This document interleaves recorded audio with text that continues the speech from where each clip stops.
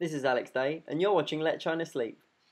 北极欢迎你，为你开天辟地，流动中的美丽充满着朝气。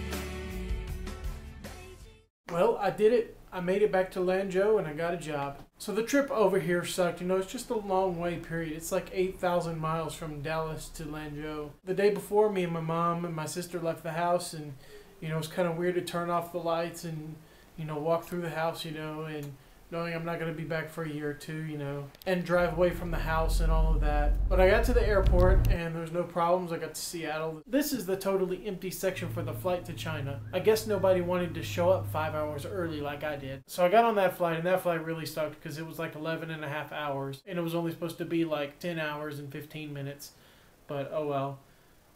And the guy next to me never, ever, ever, ever quit talking to the girl he was flirting with next to him. So, but anyway, I finally arrived in Beijing, and I had to run as fast as I could through this awful line right here at immigration. I only gave myself about 2 hours, and our flight was delayed by about 45 minutes. So I had about an hour and 15 minutes to get through immigration and get through baggage claim and recheck my bags and all of that and go through security again. So I waited in that line for a while, and then I got my bags, and then I had about an hour before the flight, and I realized that I had to change terminals. And I realized the terminal was a 20-minute bus drive away, so and the ticket counters for domestic flights closed 30 minutes before takeoff. So I had a plus or minus chance of like 10 minutes to you know, check in. Hopefully there would be no line. There was a guy at Terminal 1, and he really helped me out. He said, "Oh my God, you don't have any time.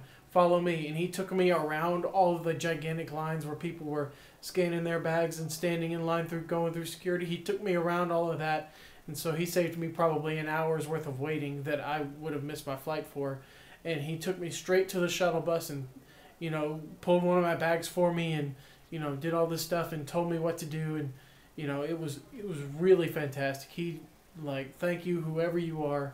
You know, I got to the plane with about 5 minutes to spare. So, whew, that was kind of stressful.